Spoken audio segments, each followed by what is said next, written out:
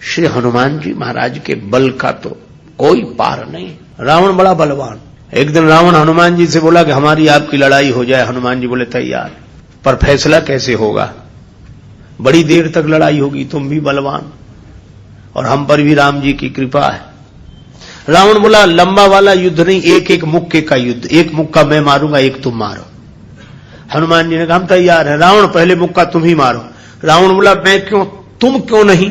हनुमान जी बोले इसलिए कहीं हमने पहले मुक्का मार दिया तो पता नहीं तुम्हारी वारी आती भी है कि नहीं, तुम्हारी मन की मन में ही रह जाएगी, इसलिए पहले तुम ही। रावण ने पूरी शक्ति से मुक्के का प्रहार किया, पर तुलसीदास जी कहते हैं जान उठे कि कभी भूमि न गिरा। हनुमान जी घुटने के बल वीरासन में बैठे रहे, कुछ नहीं बिगड़ा। और रावण अपनी 20 आंखें बार बार बंद करे फिर खोले फिर। हनुमान जी ने कहा कि आश्चर्य मत करो, हम स्वस्थ हैं, पर अब तुम तैयार हो जाओ।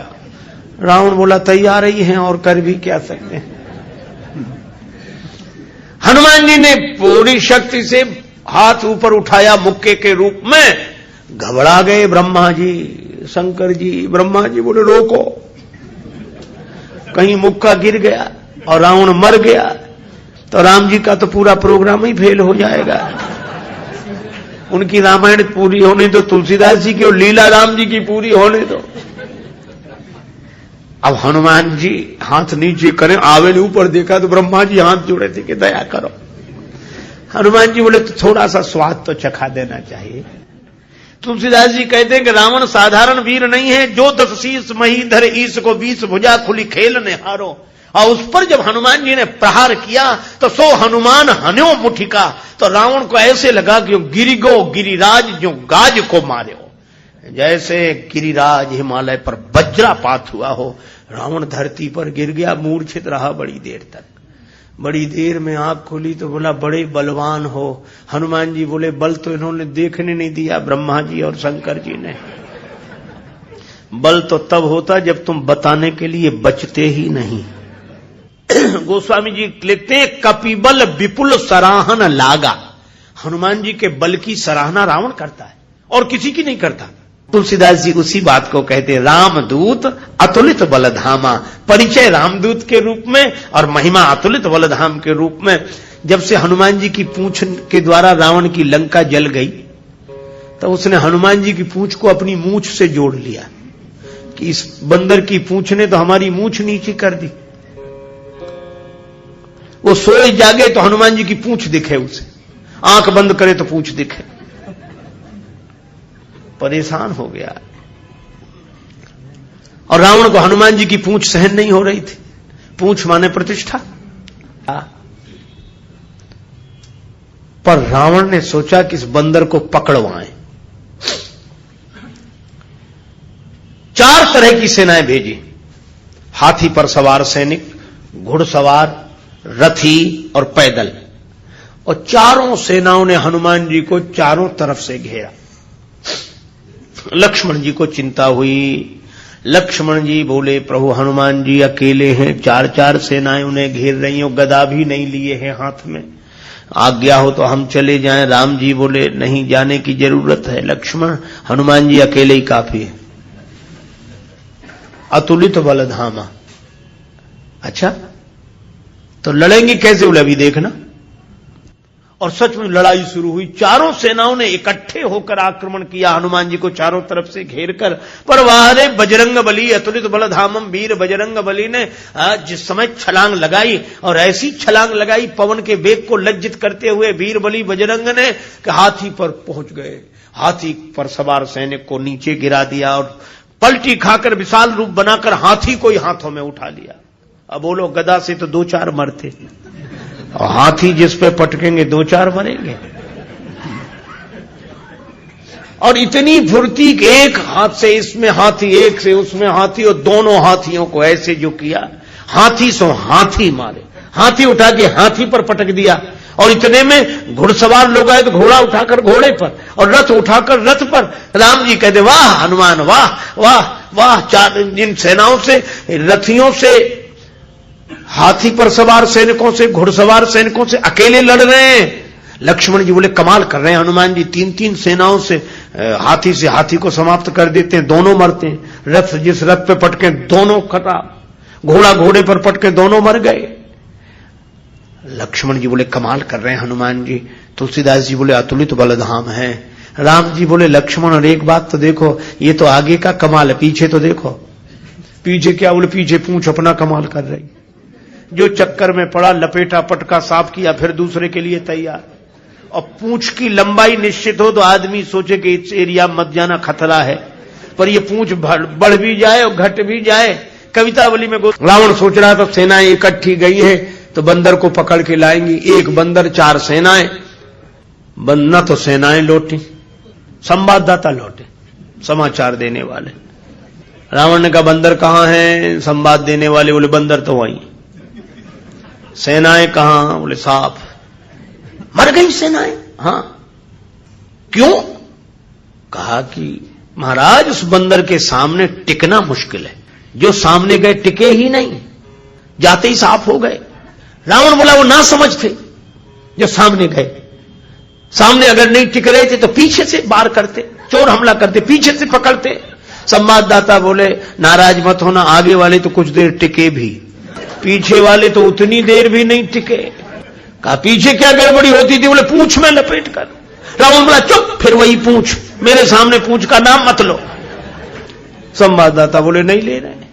रावण ने सोचा कि इस बार हम भेजेंगे, अमर सेना भेजेंगे। कवितावली में वर्णन है मरने वाली सेना नहीं, अमर सेना, मरेगी नहीं। राम जी के दल में गुप्तचरों से समाचार पहुंचा कि अमर सेना आ रही है। विभीषण जी बड़े चिंतित हुए, राम जी चिंतित हुए, अमर हैं तो मरेंगे नहीं। और राम जी बोले हमारी प्रतिज्ञा कैसे पूरी होगी? निश्चरहीन करऊं मही, और ये है अमर। हनुमान जी को पता लगा। हनुमान जी बोले प्रभु चिंता मत करो, दास को आज्ञा दो, कल एक नहीं बचेगा। तो बोले अमर हैं, उन्हें मारोगे कैसे? वे अमर हैं। हनुमान जी बोले हम भी अमर हैं। राम जी बोले उन्हें ब्रह्मा जी ने वरदान दिया है कि तुम अमर रहो। हनुमान जी बोले हमें हमारी जानकी माता ने कहा अजर अमर गुण निधि सुत हो। जानकी माता का आशीर्वाद है, हम भी अमर है। लक्ष्मण जी बोले प्रभु इन्हीं को भेजो, ये अमर अमर की लड़ाई ठीक रहेगी।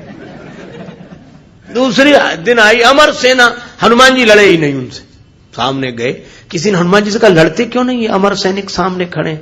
हनुमान जी बोले पहले से पता है कि इन्हें मरना नहीं है, तो जिन्हें मरना ही नहीं है उनसे लड़ने से क्या फायदा, तो कुछ तो करो। बोले हाँ कुछ करते हैं। और हनुमान जी ने क्या किया? कवितावली में वर्णन है। हनुमान जी के दाव में पड़े, हनुमान जी ने बड़ी लंबी पूंछ बढ़ाई पूंछ और सबको इकट्ठे ही लपेटा, लूम लपेट, और पूंछ में लपेट कर आकाश निहारी के अमर थे, बड़े घबरा गए। मरने वाले से जो नहीं मरते उन्हें ज्यादा चिंता होती, मरने वाला तो ये सोचकर निश्चिंत हो जाता कि ज्यादा से ज्यादा मरेंगे और क्या होगा, पर ये अमर थे, ये सोच रहे थे मरेंगे नहीं, पता नहीं कहां जा रहे हैं और कितने ऊपर से गिरेंगे, मरेंगे नहीं, इसलिए ज्यादा चिंता है। और हनुमान जी अतुलित बलधाम में ऐसी शक्ति से फेंका, चिंता से उनके शरीर सूख गए। क्यों? बोले चल आकाश में उड़ते ही जा रहे हैं कि ये तो और ऊपर उड़ रहे हैं और ऊपर जा रहे हैं। और हनुमान जी ने इतने ऊपर फेंक दिए कि पृथ्वी की गुरुत्वाकर्षण सीमा रेखा को पार कर गए।